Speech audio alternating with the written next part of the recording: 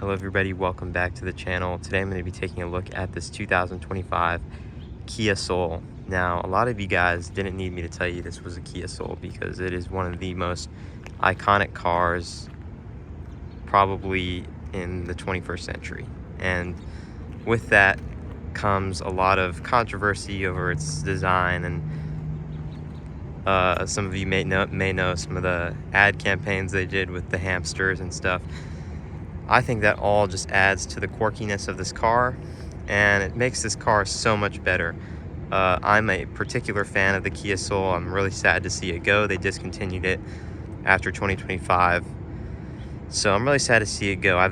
This is a rental car from Budget at DFW Airport, and I've rented a few before from Hertz, but I've never gotten the chance to really make a video about them.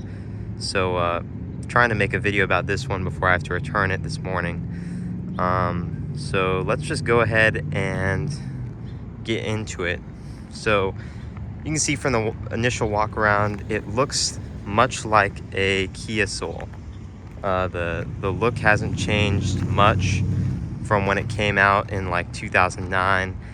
And the point of this look was to kind of appeal to younger buyers back in the day. This is kind of what people were looking for. You had cars like the Honda Element, Scion XB, things like that. And so this car was shaped this way to kind of appeal to that buyer. So you can see up front, they have improved it, in my opinion, as far as looks go. They've made it more aggressive looking from when it came out. You can see it has halogen headlights with a kind of flush look, your Kia logo there, and then your other headlight on the other side. No fog lights on this one, just your regular black grille, and then some like accenting around there.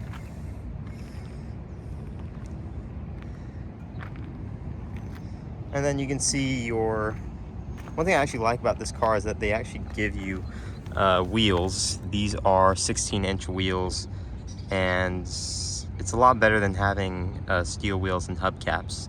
So yeah, they look pretty good too, which is nice to see on a economy car like this. And you can see this car is obviously white, and I mean, if there's any car that screams rental car, it's this one. You can see you have your body color mirrors with your blind spot monitor. I'm not sure if you can see that right there. It'll light up orange if there's a car in your blind spot, which is really helpful when you're changing lanes. It's helped me a lot, and it'll also beep if you're trying to change lanes and there's a car in your blind spot. Body color door handles, no keyless access or anything like that. You have to actually press the button on the key fob. Same thing on the back. There's your windows, kind of iconic Kia where it kind of comes up at the back here. And then typically they would have put the Soul badge here, but they actually removed the Soul badge for the 2023 model year. So they no longer put it here, unfortunately. And then this is your rear. Again, very Kia Soul, very typical of the Kia Soul. You have your kind of upright tail lights, and then they kind of come in at the bottom. You have your new Kia logo. I guess it's not so new now, but I still think it looks pretty good. And then your Soul badge down below. Overall, very nice exterior. Let's go ahead and get into the car. Before we do, take a look at the key fob. So this is the key fob. It is a switchblade style key, so you would, you can use that in like subway fights and stuff like that. Or you can use the buttons on the side of the key. You have your unlock, lock, and then your panic button there. So yeah, we'll go ahead and unlock the car so we can take a look in the trunk. So to release the trunk, it's just a little button down here. You press it, And there you can see, despite how small it looks, you guys can see how small it looks on the outside. It actually has decent amount of trunk space. You can see there's my backpack there, but you can stack. This car is a rental car, obviously, so I'm sure people have been stacking luggage and stuff like that. You can actually tell where they kind of scratch this plastic panel here, but I mean, it's very deep. If you don't want it to be this deep, if you want it to be flush, you can move this up here. Yeah, very deep storage. I don't know if you can actually, yeah, so you do have a spare tire there as well. A lot of cars don't even have that, so that's very nice. And then you can fold down the seats for even more storage.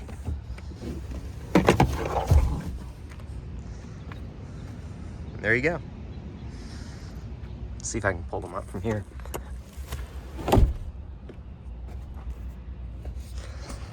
Let me see. Okay. Well, the seatbelt's getting caught, so we'll have to leave those. But yeah, very, very nice storage overall. Go ahead and pull down the trunk. Hop into the back seat. You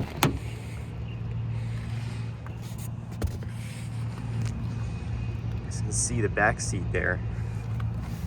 This one does have floor mats also, which is very nice. So in the back seat, not too much to see.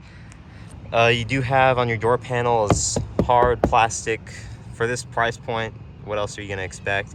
You do have a plastic door handle with your lock and unlock.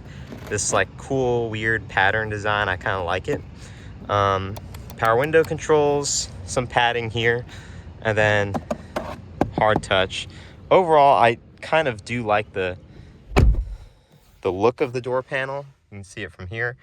I do like the look with that kind of weird shaping that they do. You do get a little map pocket as well, but it's pretty small. You'll probably only fit like a drink or something in there. And you don't have cup holders or any center armrests back here, which is quite sad. No USB outlets or any charging ports at all. Yeah. See, there's your front.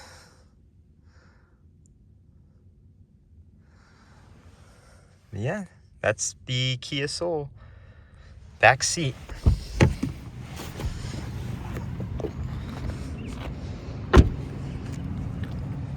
All right, let's go ahead and hop into the front.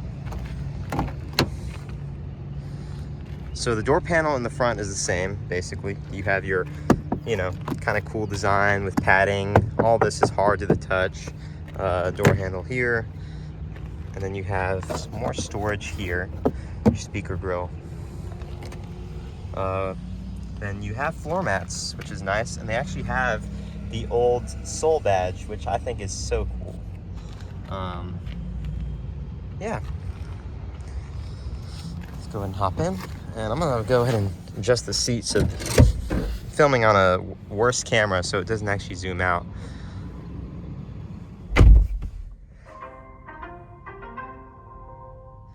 So it does make that kind of welcome noise that Kias and Hyundais are known for. So on the inside of this car, let's go ahead and start up the car first. So to start it, you just insert the key and then you just turn it.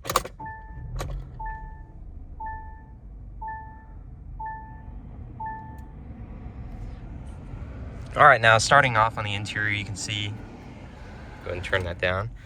You can see you have your air vent here with a little speaker, very nice. Down here you have your gauge dimmer, traction control, and your auto start stop. This can get really annoying. Then you have your fuse box down there, hood release, brake and gas. Your gauges look very nice. They have this cool kind of futuristic look to them. In the center, you actually have a display that you can control from the steering wheel. Your drive info, settings, tire pressure, which is very nice. It also does display the MPH and mileage down there, as well as your miles to empty. You have your coolant temp to the right, and then your fuel gauge to the left, as well as your speedometer and tachometer to the right of the gauge cluster. This is your steering wheel. Again, sorry I can't zoom in on it. I like the look of it. It has these like 3 circles here, and then I'm a really big fan of the look of this Kia Soul steering wheel. You have your horn, and yeah, down over here you have your voice commands, volume and audio controls, telephone, all that stuff. And then here you have your cruise control settings, your lane keep assist, which is actually very nice. It works really well on the highway. And then you have, this is the button I was using to control those settings in there. So overall, very nice steering wheel. It is just that polyurethane, like plastic, but nothing wrong with that. This is probably going to age better anyways. In the center, you can see, I love the look of this kind of center stack here. You have your air vents up top and then your radio down below. I have Apple CarPlay connected at the moment, but you can just go to your radio and you can see you can go through the stations. The SD down 10. You can control your Apple CarPlay. You have media phone and then all your menus there. Very, very nice. Not like too big on, I'm not too up to date on the Kia system. I know this is kind of an older system since this car is kind of being phased out anyways. You have your hazard switch here. And I did forget to mention turn signals are here. Do like that Kia turn signal sound. Headlight controls are there as well. And then you have your wiper controls there. Down below, you have your climate controls. So you have your temperature here, your fan speed, and where to send it. Very nice. All of that stuff. You do have 2 12-volt power outlets and then 1 USB outlet down below, a place to put your phone. Your gear shifter, I like the design of it. Very nice. You can put it in reverse, and it does have a nice reverse camera with guiding lines, which is nice. And then you obviously have drive. You also have a sport mode, which doesn't do too much. You can shift up and down. And there you can change it from there as well. Handbrake here, 2 cup holders, and then a padded armrest, which is nice. And you do have some more storage down there. On the other side of the dash, you have your glove box, which is, I believe it is dampened. You have your owner's manuals and stuff in there. The dash is all soft touch except for this, which is very nice.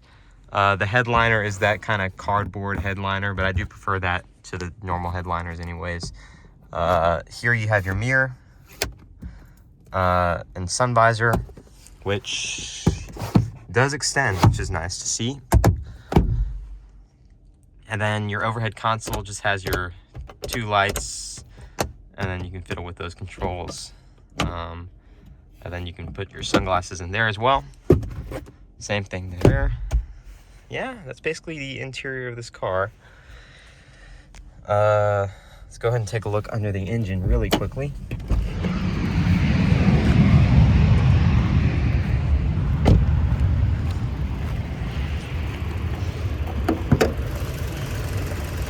So the hood is actually hydraulically held up, so that's cool. There's no prop or anything like that. But this is the 2-liter 4-cylinder that powers this car. It gets about 147 horsepower, I want to say, which is, it's decent. It gets up to speed pretty quick on the highways. This one, a lot of people know Kia Souls for having issues with burning oil and stuff like that. I'm not particularly sure if this one is also susceptible to that. And this one is mated to a continuously variable, well, Kia calls it an intelligent variable transmission.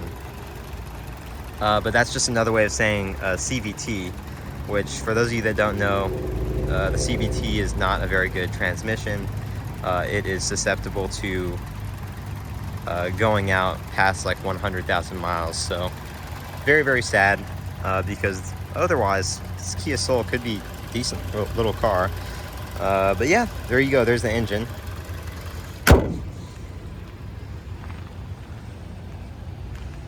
Let's go ahead and shut it off.